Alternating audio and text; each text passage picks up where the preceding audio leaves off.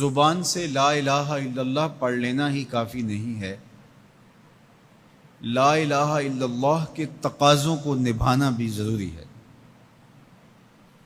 جب ہم یہ کہہ لیتے ہیں کہ ہم نے لا الہ الا اللہ محمد رسول اللہ پڑھ لیا، تو پھر اس کا مطلب یہ ہے کہ ہم دائرہ دین میں داخل ہوئے، اب ہماری اپنی خواہشات، آرزوئیں اور تمنائیں نہیں رہیں گی، دین جو ہمیں تلقین کرے گا وہی ہمارا طرز زندگی ہوگا۔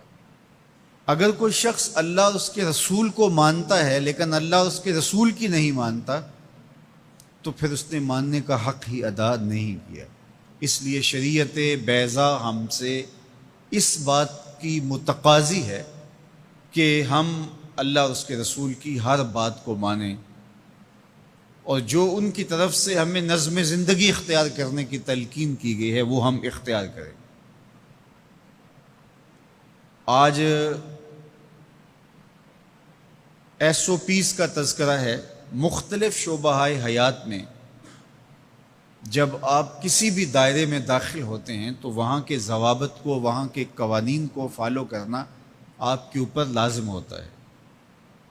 آپ شہری ہیں پاکستان کے، لیکن آپ کو کسی ملک میں سفر کرنا ہوتا ہے، تو جتنی دیر تک آپ وہاں رہتے ہیں تو آپ کو قوانین ان کے فالو کرنے ہوتے ہیں، ان کے ضوابط کے مطابق آپ کو وقت گزارنا ہوتا ہے۔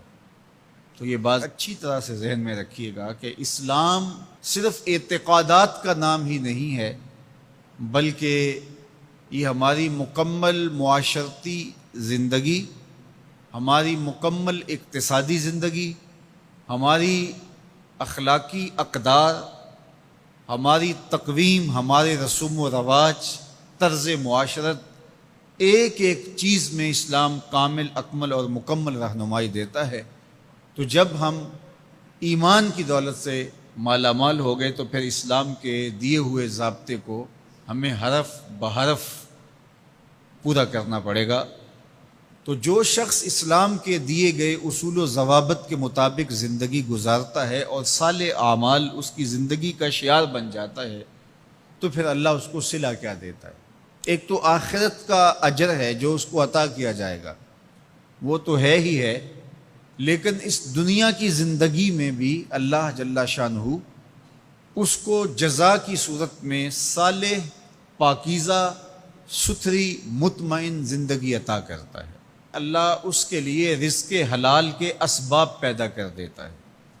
دیکھیے، جو میری اور آپ کی قسمت میں لکھا ہے، ہمارا جو مقسوم ہے، وہ ہمیں مل کے رہے گا۔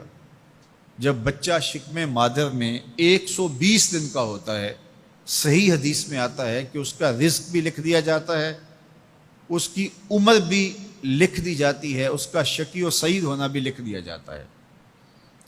یہ لکھ دیا گیا ہے، قلم اٹھا لیا گیا، سیاہی خشک ہو گئی، میرا اور آپ کا لکھا ہوا مقدور ہے، مقسوم ہے، وہ ہمیں ہر صورت میں مل کے رہے گا۔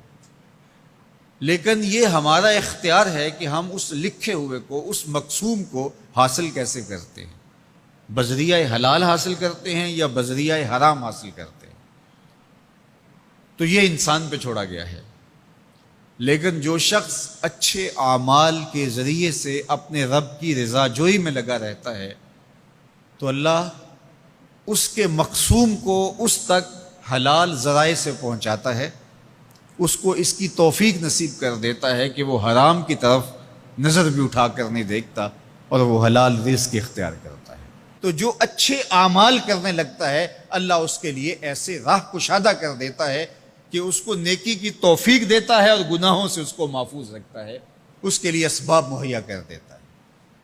اللہ کے محبوب علیہ السلام نے ارشاد فرمایا، اذا اراد اللہ بعبد خیرا اصلہ، جب اللہ کسی شخص کی بھلائی کا ارادہ کرتا ہے تو اس کو شہد کی طرح میٹھا اور مرغوب بنا دیتا ہے۔